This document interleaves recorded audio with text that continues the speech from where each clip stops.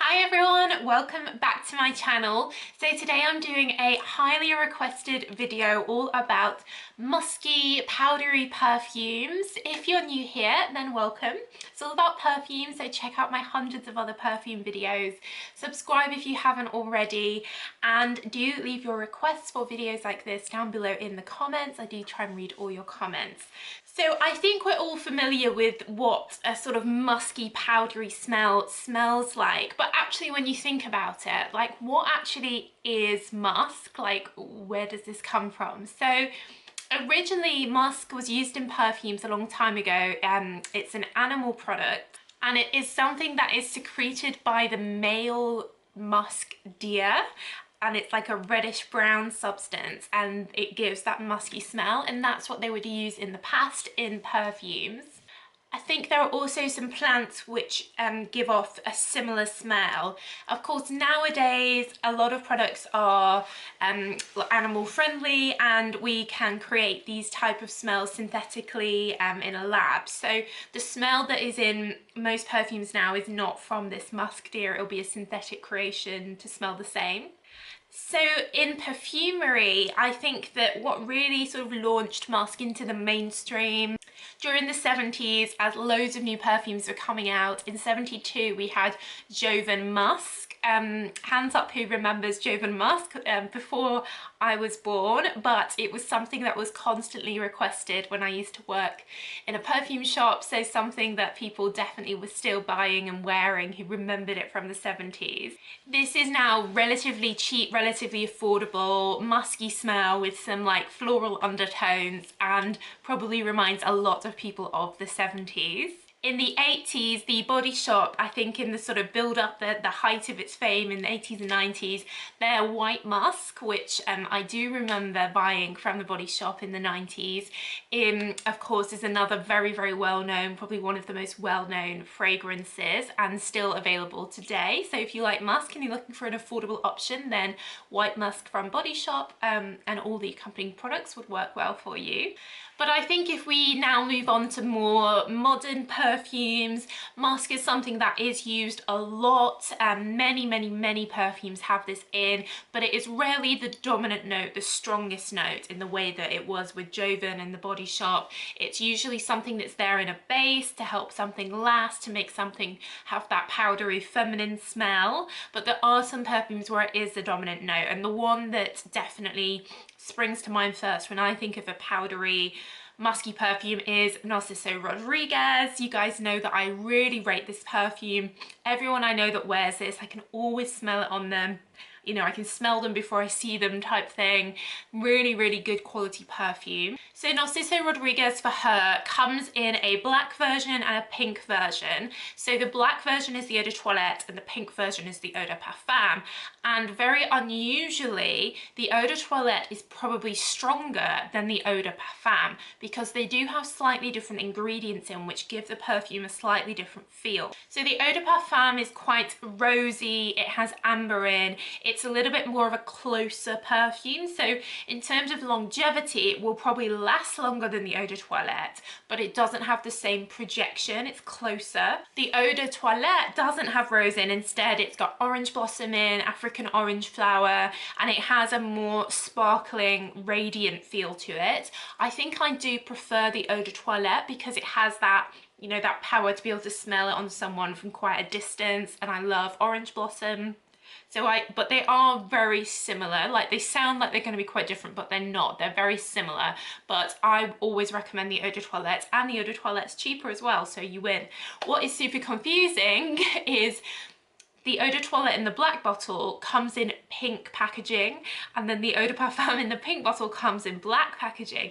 So I think they get a lot of people returning them because they've said to their partners like, oh, she always gets the black one. They go buy the black box, open it up, and inside it's the pink perfume. So a little bit confusing there, but look at the eau de toilette, eau de parfum as the way to know what you're buying. Another quite iconic, famous, musky perfume is Chanel Chance. Now this is a very patchouli perfume, so you do get a lot of that as well, but it definitely has this powdery, musky note in it that really comes through. I actually remember asking someone what they're wearing. I said, are you wearing Narciso Rodriguez? And they said, no, it's Chanel Chance. And I was like, oh yeah, I know, but it was confused to me in that first few seconds. So they are of a similar vein. Narciso Rodriguez is better value for money than Chanel Chance. You guys know I think that Chanel perfumes are way overpriced, but you're paying for the branding, the name, etc. But it is quite good, and the Chanel Chance Eau de Parfum is good for lasting.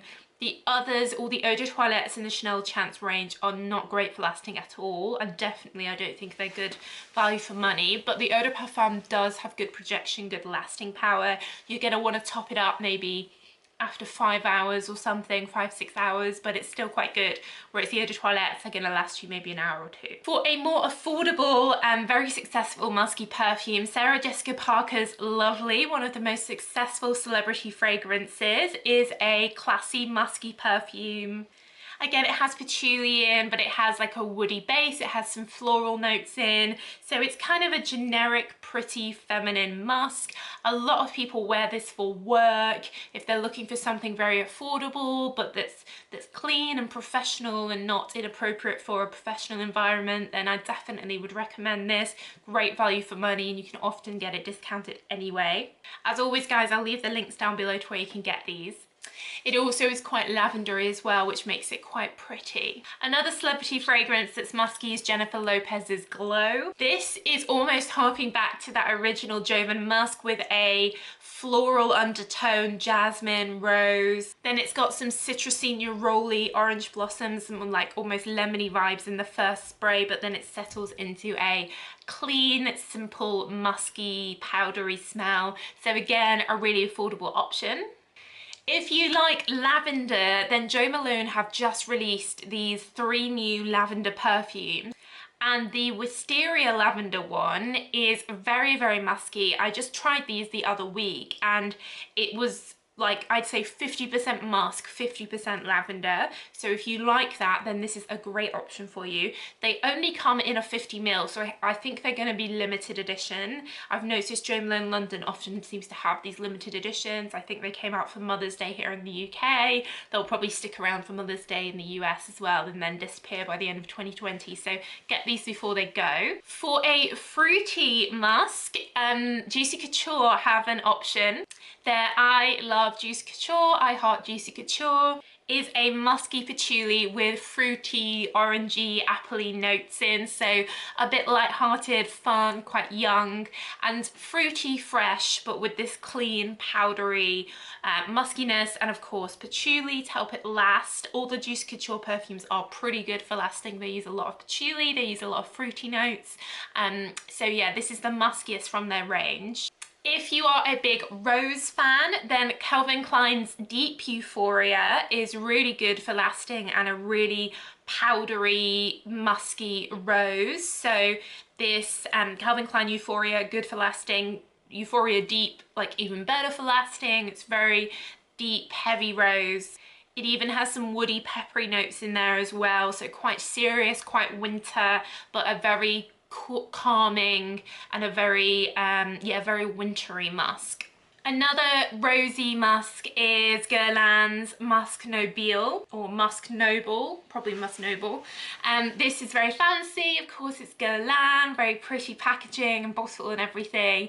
And then again, this is a heavy rosy musk. This also has like amber and leather in, so really quite heavy, like almost aromatic, wintry musk. Again, on the more heavier side, Erin's Amber Musk is a ambery musk, but there's also coconut in, which is that very heavy, close, I don't know how to describe it. You guys know what coconut's like. It really does help a perfume last, but it's not really giving it projection. It's more giving it this warmth, like, you know, that sort of coconut vibe. And then amber as well makes it very warm. So again, this is more towards was a winter perfume, I'd say. Tom Ford also have their White Suede, which is a leathery musk. It has very, very suedey, you know, that's that smell of a suede shoe note with this muskiness in. So again, quite serious, almost going towards a masculine scent this. It's probably, I think it is unisex maybe,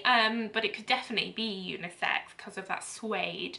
And then lastly, want to throw in here, Le Labo have their rose scent, and I smelt this on someone the other day, and I could literally, she walked in the room and I could immediately smell it, and I was still maybe 3 meters away from her. Really good projection, really strong, and it was a really rosy, musky smell.